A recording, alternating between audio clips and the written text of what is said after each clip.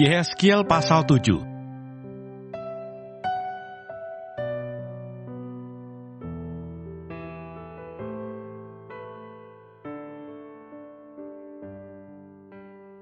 Kesudahan Yerusalem tiba.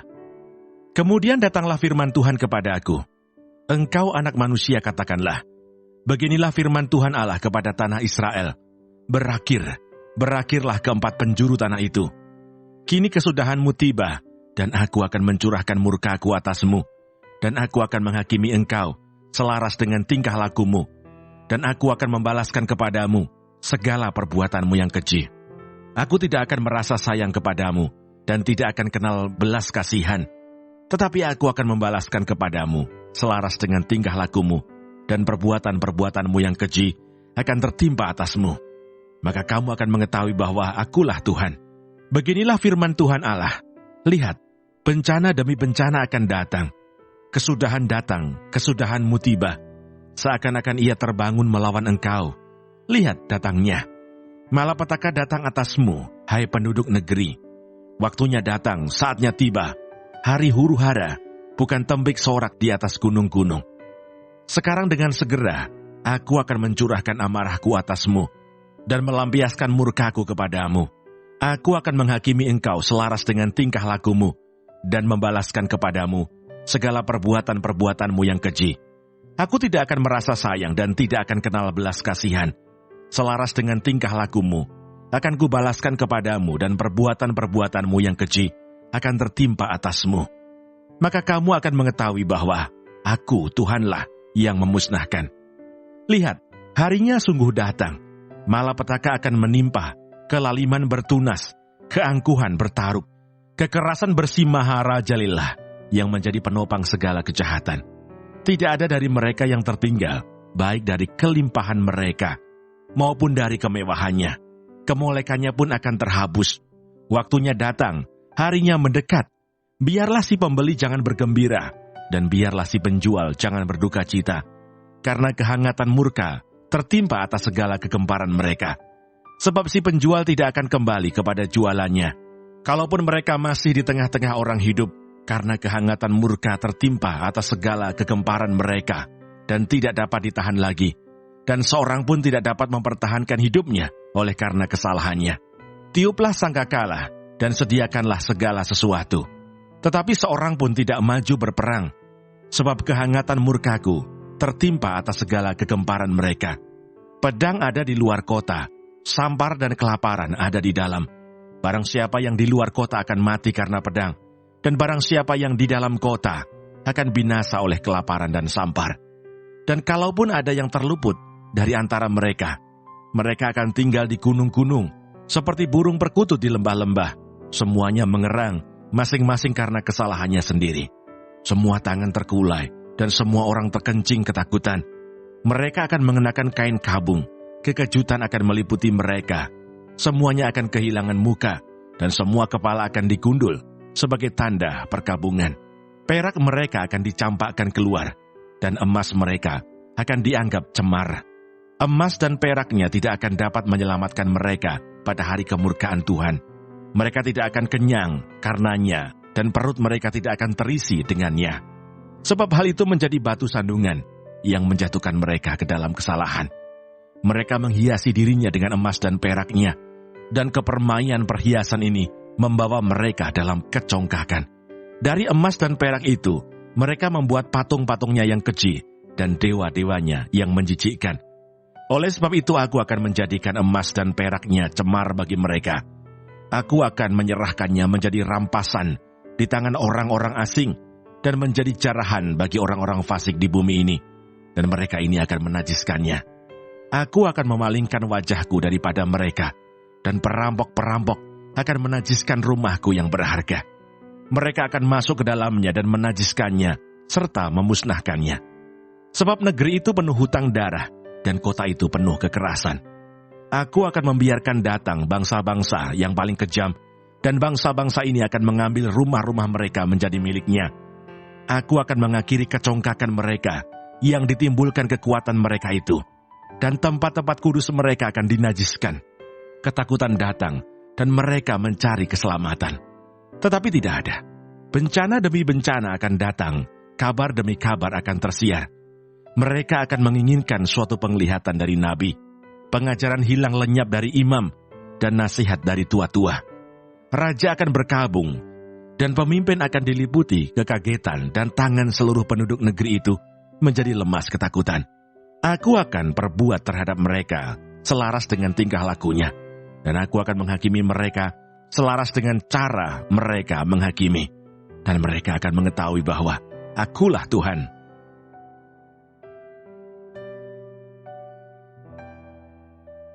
Yehezkiel pasal 8.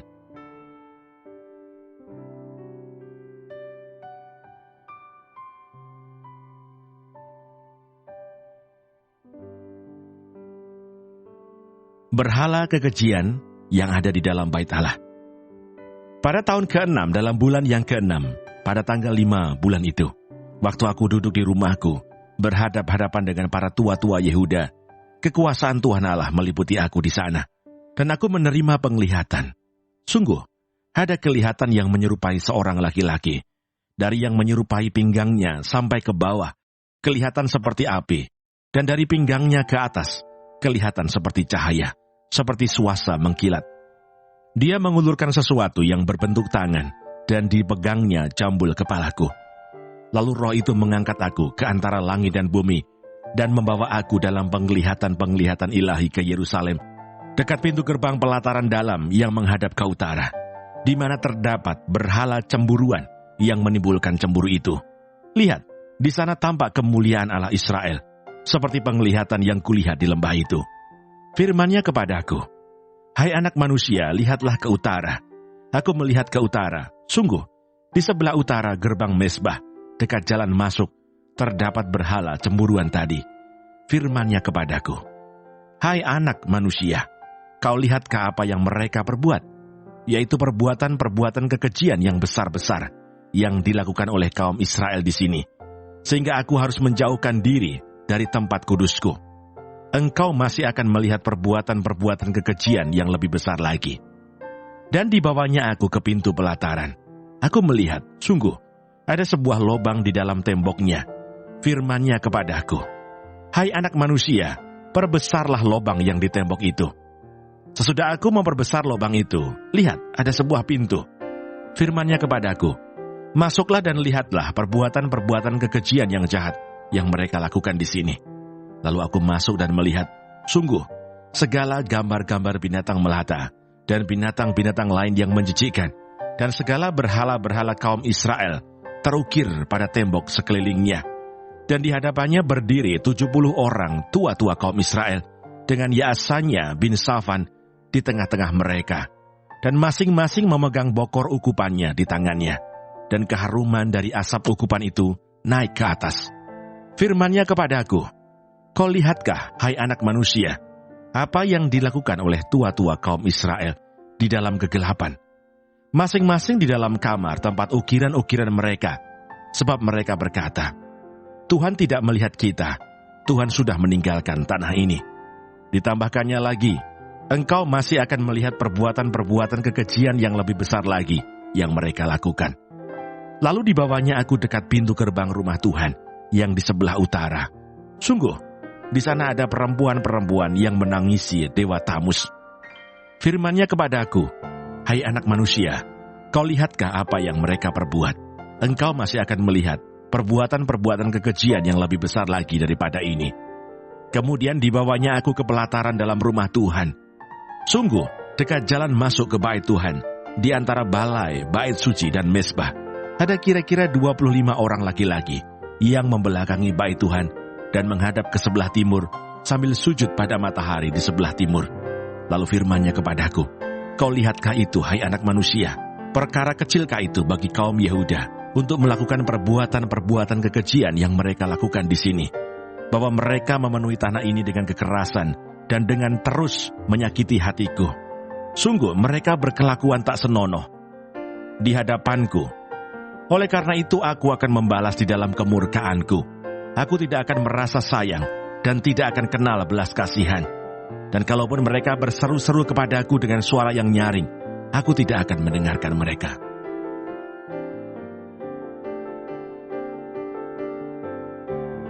Yehezkiel pasal 9.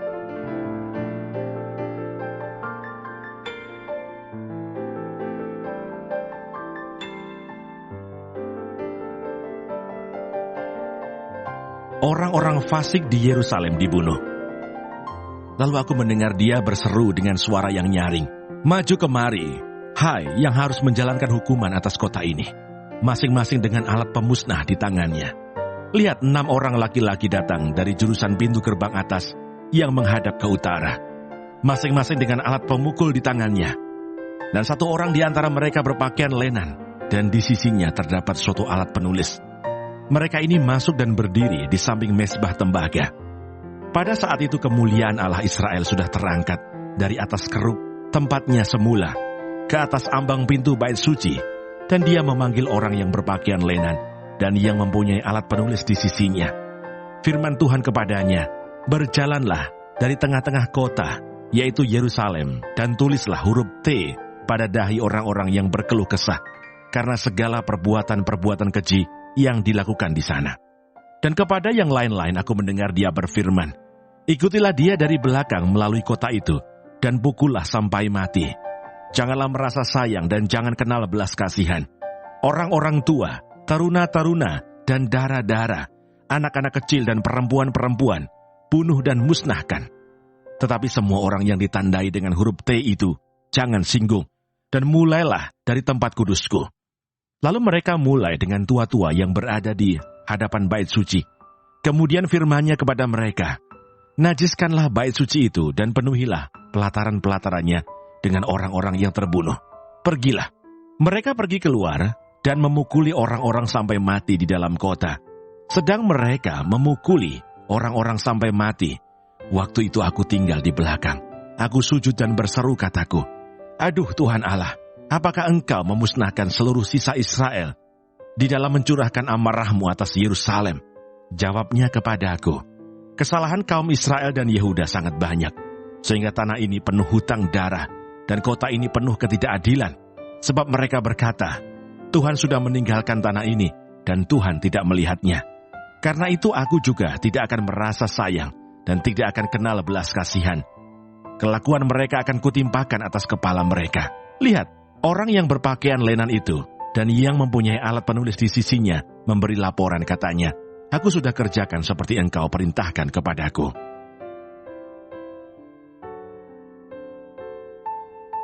Yehezkiel pasal 10.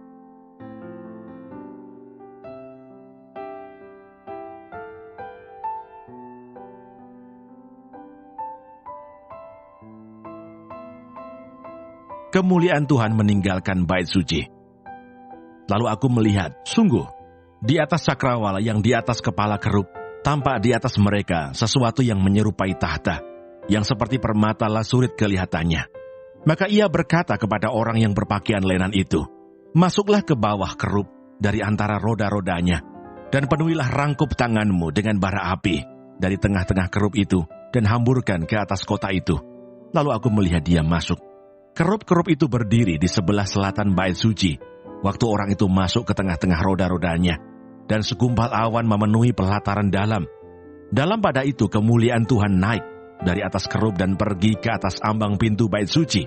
Dan bait suci ini dipenuhi oleh awan itu, dan pelatarannya penuh dengan sinar kemuliaan Tuhan. Suara sayap kerub itu terdengar sampai pelataran luar, seperti suara Allah yang Maha Kuasa, kalau ia berfirman.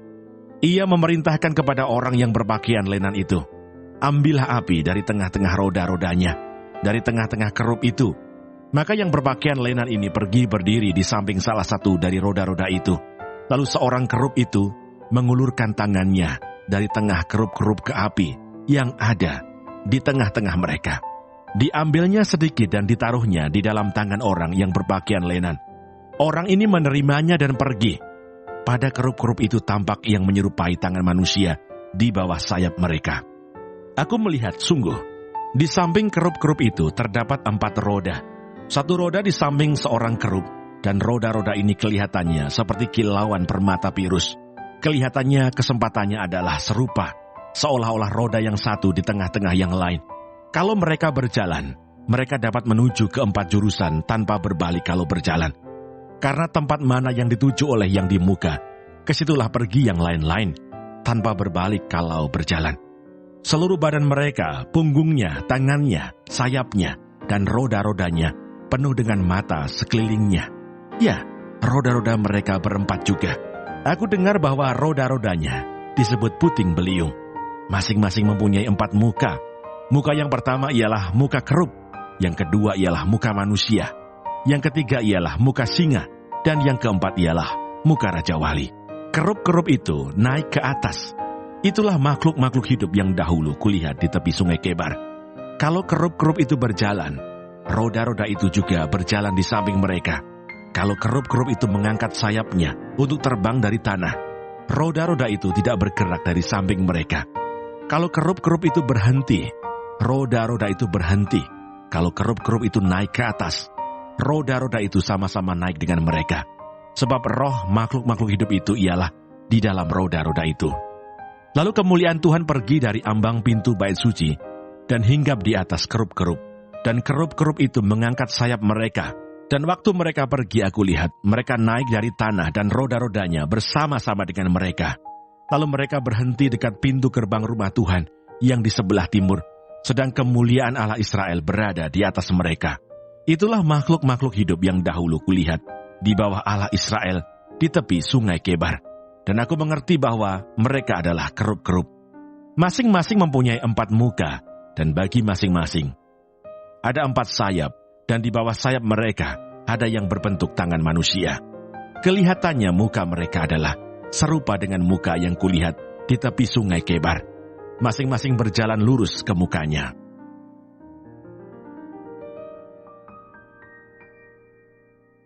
Yehezkiel pasal 11.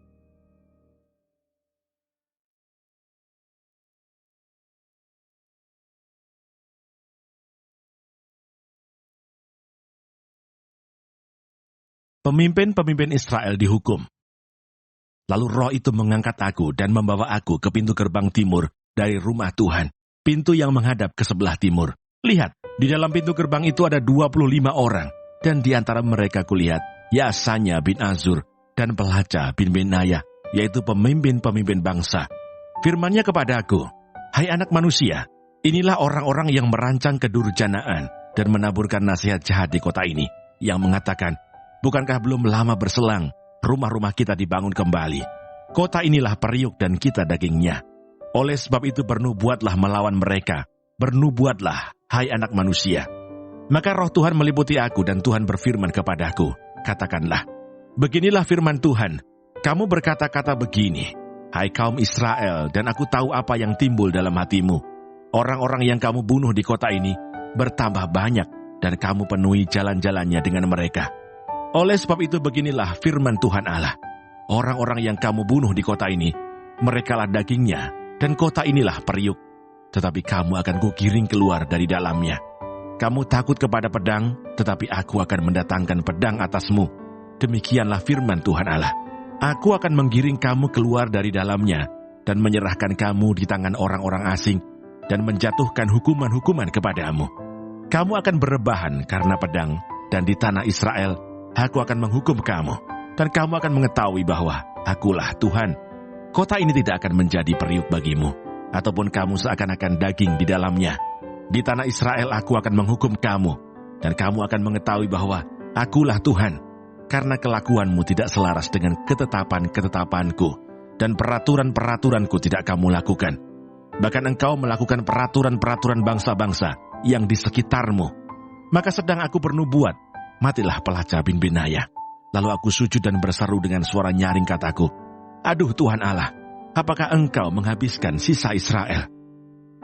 Janji tentang pembaharuan Israel. Kemudian datanglah firman Tuhan kepadaku, hai anak manusia, penduduk-penduduk Yerusalem berkata tentang semua saudara-saudaramu, tentang kaum kerabatmu, dan segenap kaum Israel dalam keseluruhannya. Mereka telah jauh dari Tuhan, kepada kami tanah ini diberikan menjadi milik. Oleh sebab itu katakanlah, beginilah firman Tuhan Allah, walaupun aku membawa mereka jauh-jauh di antara bangsa-bangsa, dan menyerahkan mereka di negeri-negeri itu, dan aku menjadi tempat kudus yang sedikit artinya bagi mereka, di negeri-negeri di mana mereka datang.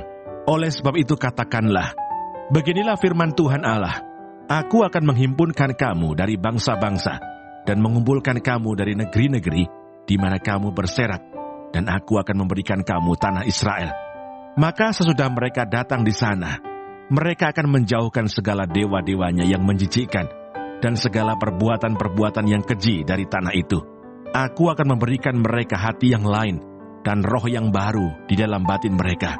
Juga aku akan menjauhkan dari tubuh mereka hati yang keras dan memberikan mereka hati yang taat, supaya mereka hidup menurut segala ketetapanku dan peraturan-peraturanku dengan setia. Maka mereka akan menjadi umatku, dan aku akan menjadi Allah mereka. Mengenai mereka yang hatinya berpaut pada dewa-dewanya yang menjijikkan dan pada perbuatan-perbuatannya yang keji, aku akan menimpakan kelakuan mereka atas kepalanya sendiri. Demikianlah firman Tuhan Allah. Maka kerup-kerup itu mengangkat sayap mereka, dan roda-rodanya bergerak bersama-sama dengan mereka, sedang kemuliaan Allah Israel berada di atas mereka. Lalu kemuliaan Tuhan naik ke atas dari tengah-tengah kota, dan hinggap di atas gunung yang di sebelah timur kota. Dan roh itu mengangkat aku, dan membawa aku kembali di dalam penglihatan yang dari roh Allah, ke negeri Kasdim, kepada para buangan.